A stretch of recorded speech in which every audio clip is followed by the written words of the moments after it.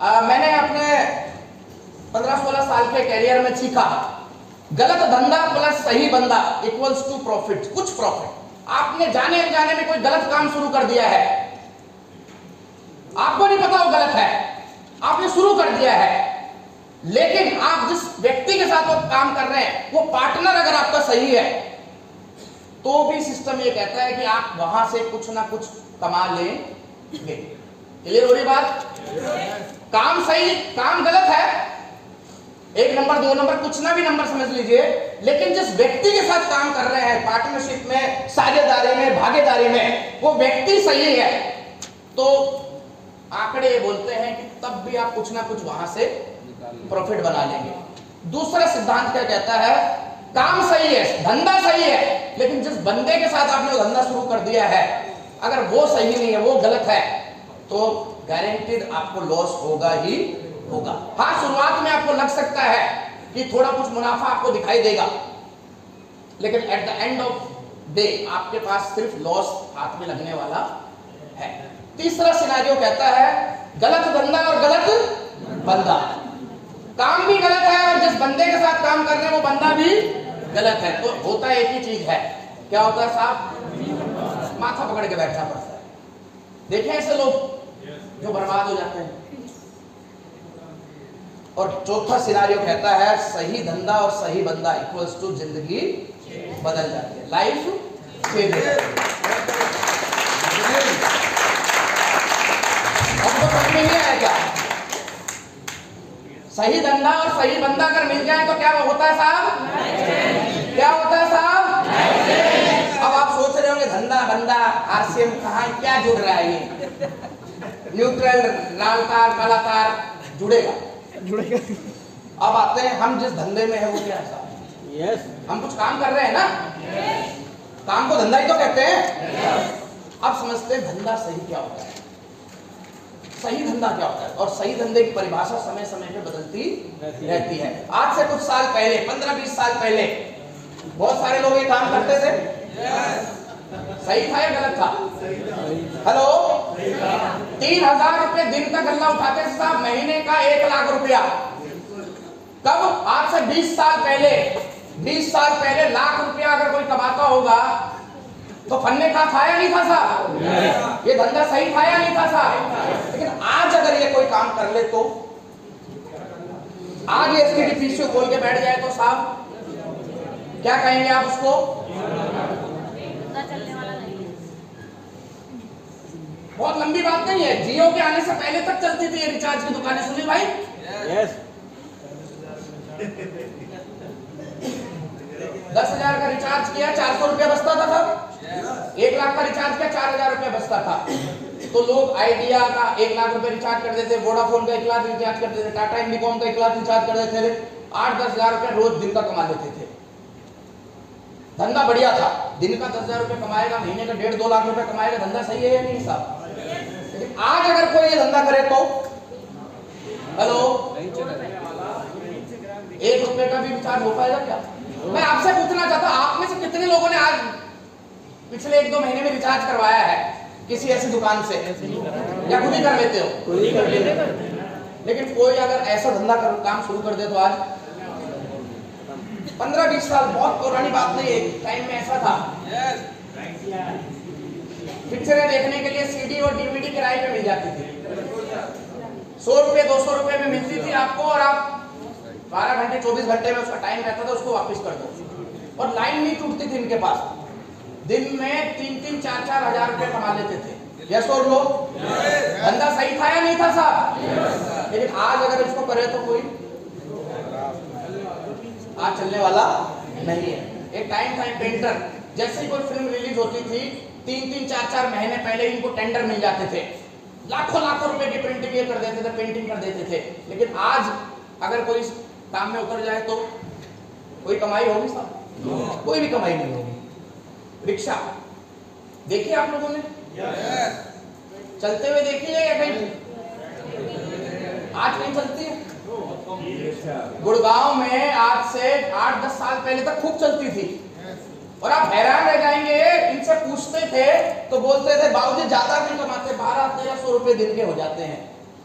महीने के 30-40 हजार रुपए, और उस गुड़गांव में जहां पर 90% आबादी 10,000 रुपए की नौकरी करती है, वहां 40,000 रुपए कमाता था। ये धंधा सही था कि नहीं था साहब? आज अगर ये रिक्शा लेके आप चले जाओगे तो पूरे दिन में एक भी सवारी आपको मिलने वाली नहीं है। यानी ये सिस्टम कहता है कि समय समय पे धंधों की परिभाषा बदलती जा रही है। जीवन में बड़ी सफलता, बड़ा पैसा उन्हीं को मिलता है जो समय से पहले बदलते हैं और नए ट्रेंड को पकड़ लेते हैं।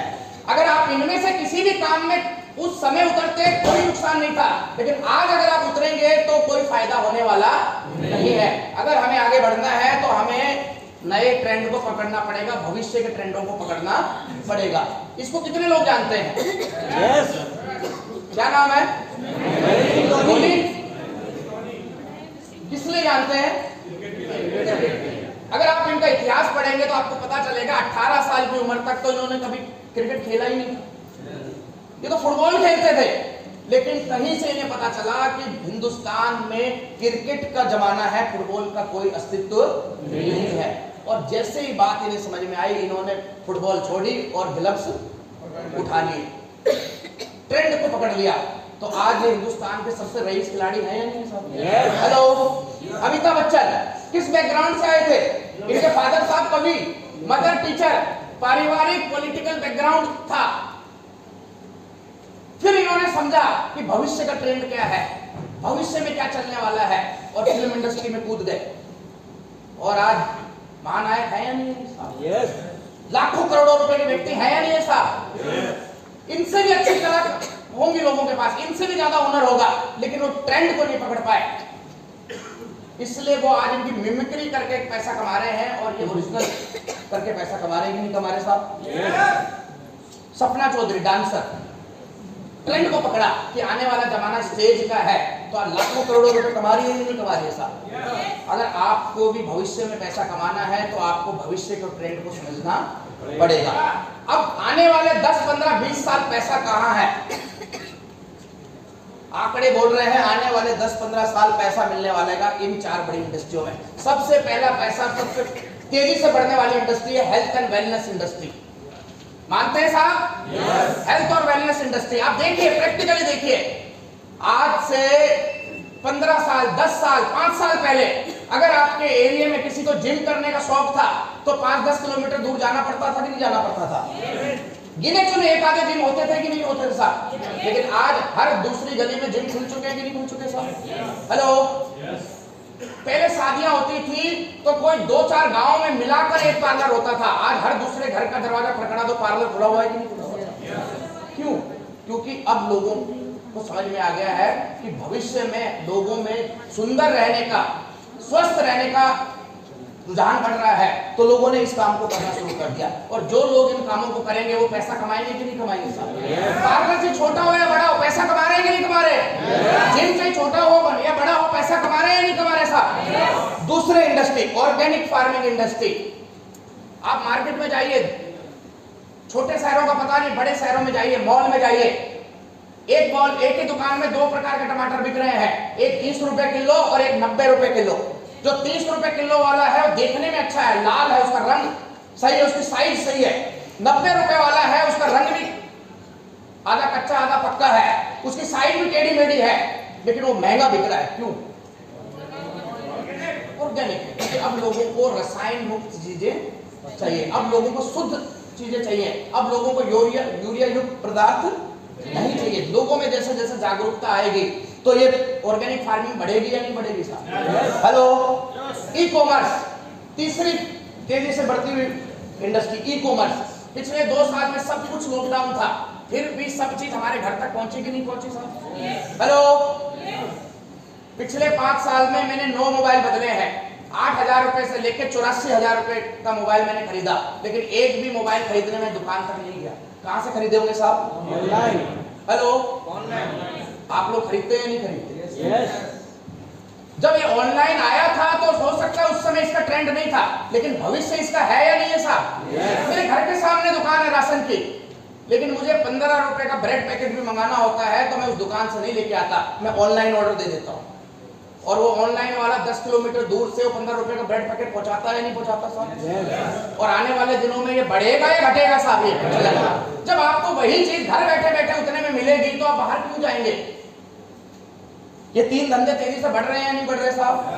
और चौथी इंडस्ट्री जो बढ़ रही है कोरोना के बाद जिसने स्पीड पकड़ ली है वो है घर बैठे बैठे बिना लागत के बिना पूंजी के व्यापार। अब लोगों को समझ में आ गया है कि पैसा चाहिए, प्रॉफिट चाहिए, लेकिन पैसा लगाने का रिस्क कोई नहीं लेना चाहता।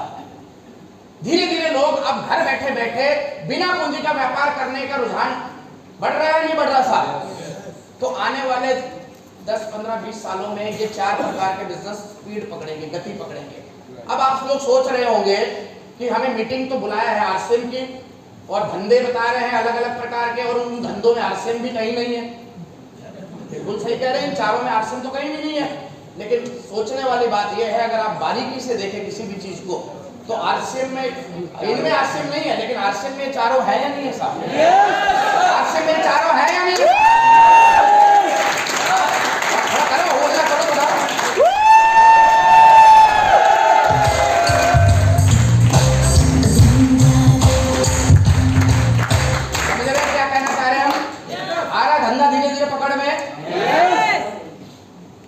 नेटवर्क मार्केटिंग भविष्य का बिजनेस है, भविष्य की तैयारी के साथ काम कीजिए दोस्तों।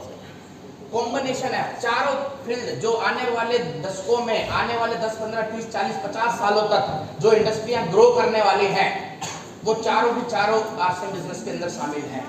और you will grow only with growing industry. आप बढ़ती हुई इंडस्ट्री में ही आगे बढ़ सकते हैं। सही धंधा हो गया? क्लियर है धंधा? सही है? अब सही धंधा भी चाहिए कि नहीं चाहिए? क्योंकि काम तो सही मिल गया लेकिन गलत लोगों के साथ लगे रहोगे तो क्या होगा साहब? कुछ मिलेगा?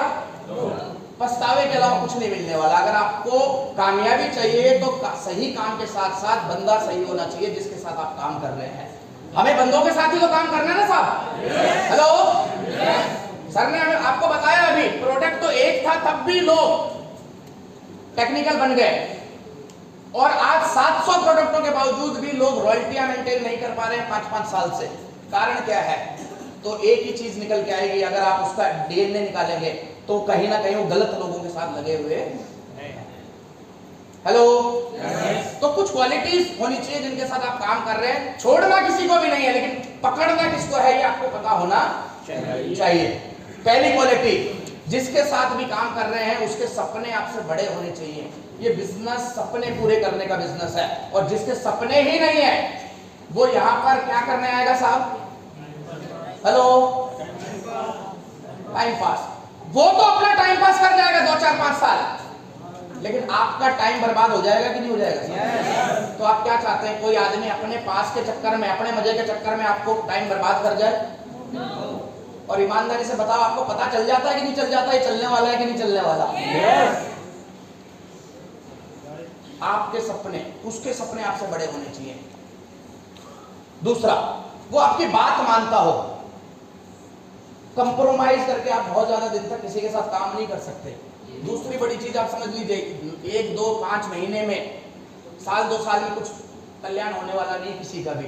जब तक वो और आप मिलकर अगले 10, 15, 20 सालों तक काम नहीं करोगे, ना आप डायमंड बनने वाले हो ना वो डायमंड बनने वाला है। और 15-20 साल तक भी खत्म नहीं होने वाला। उसके बाद उसके बच्चे आपके बच्चों के साथ काम करने वाले हैं। अब जब जन्मों जन्मों तक का रिश्ता है तो उसके साथ ट्यूनिंग मैच होनी चाहिए कि नहीं होनी चाहिए? अब 1 महीना, 2 महीना, 6 महीना कंप्रोमाइज कर सकते हैं, चला लेंगे, कोई बात नहीं, कोई बात नहीं, कोई बात नहीं। लेकिन एक दिन आप फ्रस्ट्रेट हो जाएंगे कि नहीं हो जाएंगे? किस लिए हो जाएंगे? गलत बंदा। जो लोग छोड़ते हैं ना वो इसीलिए छोड़ते हैं कि वो गलत बंदों से टकरा जाते हैं। तो आपको ऐसी गलती नहीं करनी है। वो आपकी बात मानने वाला होना चाहिए। ज्यादा दिमाग ना लगाए इस बिजनेस में, ज्यादा दिमाग वालों की जरूरत नहीं है। तीसरा, वो परफॉर्मर हो, कुछ करके दिखाए। जैसा सुनील सर बता रहे थे, गुरुजी के अलावा भी कुछ करके दिखाए। समझ रहे हैं सर? हम कई बार वो गुरुजी के सुनने के लालच में इतने अंधे हो जाते हैं कि हमें वो दिखता ही नहीं, वो रिजल्ट प्रोड्यूसर नहीं है। काम का प्यारा होता है, चाम का कोई प्यारा नहीं होता। आपको काम करने वाले लोग चाहिए। बहुत सारे लोग कहते हैं सर वो बंदा सही है, वो बंदा अच्छा है। अरे मैं क्या करेगा अच्छे बंदे के? तेरे को कौन सा अपने बच्चों के रिश्ते करने हैं उसके साथ जो अच्छा बंदा ढूंढ रहा है?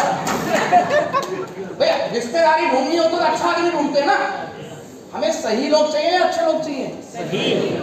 तो अच्छे लोगों के चक्कर में मत पड़ो। किनको ढूंढना है? सही। और सही कौन है? जो रिजल्ट निकालता है, जो काम करके दिखाता है, वॉल्यूम प्रोड्यूस करता है। परफॉर्मेंस चाहिए या नहीं चाहिए साहब? जो अपना खुद के बिजनेस की जिम्मेवारी ले। आप लोगों का बिजनेस बढ़ रहा है क्या? दो तीन की आवाज आई, बाकियों का मैं समझ गया। नहीं बढ़ रहा भाई। अरे बढ़ाने के लिए तो बुलाया गया यहाँ पर। बढ़ रहा होता तो क्या जरूरत थी आने की? और बढ़ रहा है और बढ़ाना चाहते हैं कि नहीं बढ़ाना चाहते हैं? आपको अपना बोझ हल्का करना पड़ेगा। बोझ हल्का कर सकते हैं साहब? जब हम स्कूल में थे तो प्रोग्राम आता था अमर चित्र कथाएं, विक्रम और बेताल। देखा आप लोगों ने? बहुत सारे नए बच्चे देख रहे हैं, उनको तो पता नहीं विक्रम और बेताल सुना है। सर ये कौन सी आईपीएल टीम में विक्रम और बेताल? हाँ, ये कौन सा कार्टून कैरेक्टर है? विक्रम और बेताल एक प्रोग्राम आता था, उसमें विक्रम एक राजा था और वो जंगल से जा रहा होता तो बेताल नाम का कोई भूत था, वो उसको अपने कंधे पे लाद लेता है। देखा है ना आपने? विक्रम चल रहा है और बेताल अपनी कहानी सुना रहा है। वो नियम ये था कि जब तक आप बेताल की कहानी सुनते रहोगे बेताल बैठा रहेगा। जिस दिन आप उससे कुछ सवाल जवाब कर दोगे बेताल मैं चला। तो सर मैं इसलिए नहीं आ सकता, सर आपको पता नहीं है, सर मेरे घर में बहुत दिक्कत है, सर मेरी बीवी बीमार हो गई है। जब तक आप ये कहानियां सुनते रहोगे वो सुनाता रहेगा और आपका बोझ बढ़ाता रहेगा। आपको बिजनेस बढ़ाना है, बोझ बढ़ाना है साहब, तो आपको इन बेतालों को उतारना पड़ेगा। वैसे आपको विक्रम चाहिए या बेताल चाहिए अपनी टीम में? पहली शर्त यह है कि आपको खुद विक्रम बनना पड़ेगा। भाई चेक करो, खुद ही आप बेताल बन के बैठे हुए हो सुनील जी के कंधे पे, ऐसा तो नहीं है? हेलो, तो ऐसे लोगों को तलाश कीजिए सर जो जिम्मेवारी है, जो रिस्पॉन्सिबिलिटी है। ये बिजनेस मेरा है, ये मानना पड़ेगा आपको। मान सकते हैं? और आगे बढ़ने, सीखने और लचीला होना पड़ेगा दोस्तों। हम में से कोई जन्मजात नेटवर्कर नहीं है। हमारे बाप दादाओं ने कभी इस प्रकार का काम नहीं किया। ईमानदारी से बता रहे हैं। हमारे पिताजी तो फौजी थे साहब, उनके पिताजी किसान थे साहब। किसी ने 7 पीढ़ियों में टाई नहीं लगाई, किसी ने नहीं लगाई। आपके लगाई हो तो पता नहीं आप भाई आई होंगे। हमें नहीं इसकी कोई ट्रेनिंग, किसी ने नहीं सिखाया क्या है मतलब क्या है डायरेक्ट सेलिंग। लेकिन सीखने की इच्छा थी। सीख लिया कि नहीं सीख लिया? डायमंड क्लब हमें भी नहीं करना आता था, सीख लिया कि नहीं सीख लिया? कलाम दिखाना हमें भी नहीं आता था, सीख लिया कि नहीं सीख लिया? स्टेज पे बोलना हमें भी नहीं आता था, सीख लिया कि नहीं सीख लिया? स्टाइल बनानी हमें भी नहीं आती थी, सीख लिया कि नहीं सीख लिया? क्यों सीख लिया? क्योंकि सीखने की इच्छा थी। और इंसान को जिसके बाद आप काम कर रहे हैं उसको लचीला होना जरूरी है। हमें ढीठ लोगों की जरूरत नहीं है, हमें लचीले लोगों की जरूरत है जो परिस्थिति के अनुसार अपने आप को फ्लेक्सिबिलिटी में एडजस्ट कर सके। अगर आप ये कर पाए, क्योंकि धंधा तो सही मिल गया है, बंदा ही तो ढूंढना आपने। तो धंधा तो आपको ढूंढते हुए अपने आप आ गया ना आपके पास। भाई आश्रम ढूंढने तो कोई गया नहीं, आश्रम आपको ढूंढते हुए आ गया ना। अब आपको सिर्फ एक ही काम करना है, आपको बंदा सही ढूंढना है। और कितने बंदे ढूंढने? सर ने बता दिया 10 ही तो बंदे ढूंढने। ढूंढ सकते हैं?